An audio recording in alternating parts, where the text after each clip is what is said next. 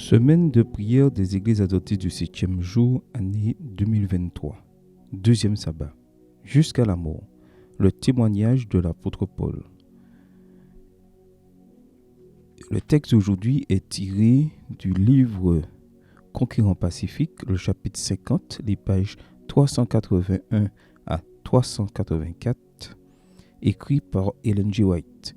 Les adventistes du 7e jour croient qu'Ellen White, 1827-1915, a exercé le don biblique de prophétie pendant plus de 70 ans de ministère public. Au cours du procès final de Paul devant Néron, l'empereur avait été si profondément impressionné par la force des paroles de l'apôtre qu'il avait différé sa décision, n'osant ni acquitter ni condamner le serviteur de Dieu accusé. Mais sa malveillance à son encontre ne tarda pas à se réveiller.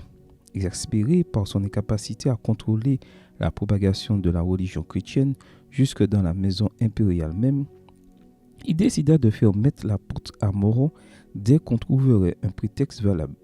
Peu de temps après, Néron prononça la sentence qui condamna Paul à mourir en martyr. Comme il est interdit de torturer un citoyen romain, sa sentence fut celle de la décapitation. Paul fut amené secrètement sur le lieu de son exécution. Seuls quelques spectateurs furent autorisés à être présents. Alarmés par l'extension de son influence, ses persécuteurs craignaient que la scène de sa mort ne fît des convertis au christianisme.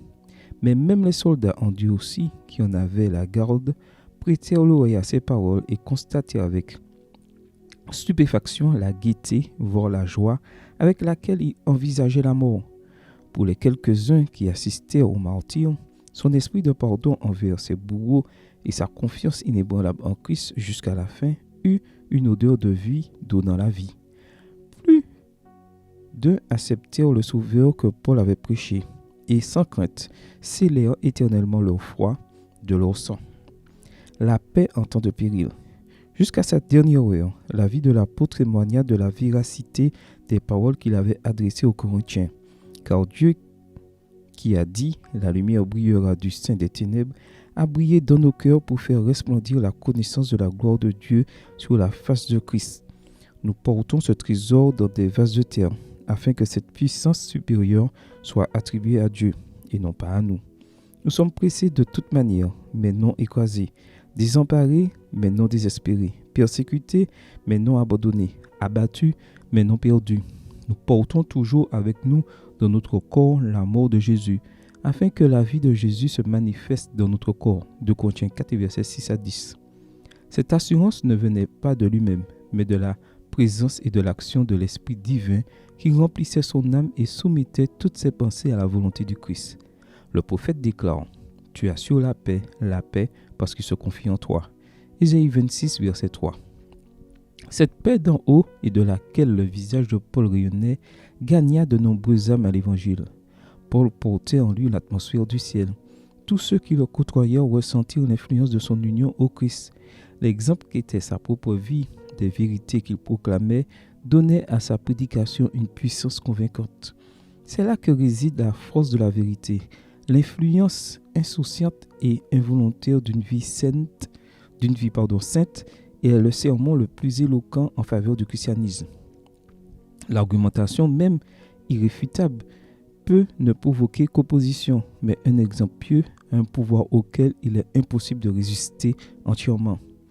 Une vie focalisée sur les autres, dans sa sollicitude pour ceux qui s'apprêtaient à laisser aux préjugés, à la haine et à la persécution, l'apôtre perdit de vue ses propres souffrances imminentes. Il entreprit de fortifier et d'encourager les quelques chrétiens qui l'accompagnèrent sur le lieu de l'exécution en leur répétant les promesses faites aux persécuteurs au nom de la justice. Il leur assura que le Seigneur ne faillirait à aucune de ses paroles concernant ses enfants éprouvés et fidèles. Pour un peu de temps, ils pourraient avoir à affronter de nombreuses tentations, être privés de leurs biens terrestres, mais ils pourraient s'encourager avec l'assurance de la fidélité de Dieu en disant « Je sais en qui j'ai cru et je suis persuadé qu'il a la puissance de garder mon dépôt jusqu'à ce jour-là. » 2 Timothée 1, verset 12. Bientôt s'achèverait la nuit de l'épreuve et de la souffrance, et alors poindrait le matin radieux de paix et d'un jour parfait. L'apôtre fixa ses regards sur l'au-delà, sans doute ni crainte, mais avec une joyeuse espérance et dans une ardente attente. Se tenant sous le lieu de l'exécution, il ne vit ni l'épée du bourreau, ni la terre qui bientôt recevrait son sang. Il leva les yeux au bleu paisible du ciel de cette journée d'été vers le trône de l'Éternel. Cet homme de foi contempla l'échelle de la vision de Jacob et qui représentait le Christ qui avait relié la terre au ciel. L'homme fini au Dieu infini. Sa foi fut fortifiée par le souvenir des patriarches et des prophètes qui avaient placé leur confiance en celui qui était son soutien et sa consolation, et à qui il donnait sa vie. De ces saints hommes qui, de siècle en siècle, avaient rendu témoignage de leur foi, il entendit la confirmation que Dieu est fidèle.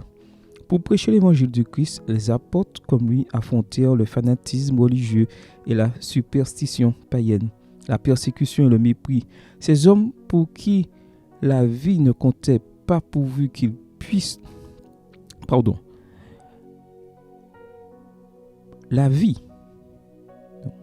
Ces hommes pour qui la vie ne comptait pas pourvu qu'ils puissent brandir la lumière de la croix au cœur des sombres dédales de l'infidélité. C'est eux qu'il entendit témoigner que Jésus était le Fils de Dieu, le Sauveur du monde, du chevalet, du bûcher, du donjon, des fosses et des grottes de la terre, parvint à son oreille le cri de triomphe du martyr. Il entendit le témoignage des âmes qui tinrent bon et qui, bien que destitués, affligés et tourmentés, attestèrent courageusement et solennellement de la foi en déclarant « Je sais en qui j'ai cru ». Ces hommes et ces femmes qui ont donné leur vie pour leur foi déclarent au monde que le Seigneur en qui ils ont fait confiance est capable de sauver parfaitement. La bienheureuse espérance, rachetée par le sacrifice du Christ, lavé du péché par son sang et revêtu de sa justice, Paul avait en lui-même l'assurance que son âme était précieuse aux yeux du Rédempteur. Sa vie était cachée avec le Christ en Dieu, et il savait que celui qui avait vaincu la mort était capable de garder ceux qui lui étaient confiés. Il saisit par l'Esprit la promesse du Sauveur. « Je le ressusciterai au dernier jour » Colossiens 3, verset 3, Jean 6, verset 40. Ses pensées et espoirs convergeaient vers le second avènement du Christ. Et, tandis que l'épée du bourreau tombait et que l'ombre de la mort l'enveloppait, le martyr projeta vers l'avenir sa dernière pensée, comme le fera sa toute première au jour du grand réveil, où il rencontrera celui qui donne la vie et qui l'accueillera dans la joie du bienheureux. Plus de 20 siècles se sont écoulés depuis que l'apôtre Paul, alors âgé, a versé son sang en témoignage de la parole de Dieu et de Jésus-Christ. Aucune plume fidèle n'a transcrit pour les générations futures les scènes finales de la vie de cet homme saint. Mais l'inspiration a conservé pour nous son ultime témoignage.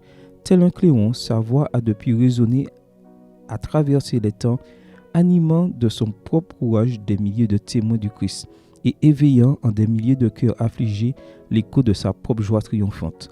Me voici, déjà offert en libation, et le moment de mon départ approche. J'ai combattu le bon combat, j'ai achevé la course, j'ai gardé la foi. Désormais la couronne de justice m'est réservée. Le Seigneur, le juste juge, me la donnera en ce jour-là, et non seulement à moi, mais à tous ceux qui auront aimé son apparition. 2 Timothée 4, versets 6 à 8.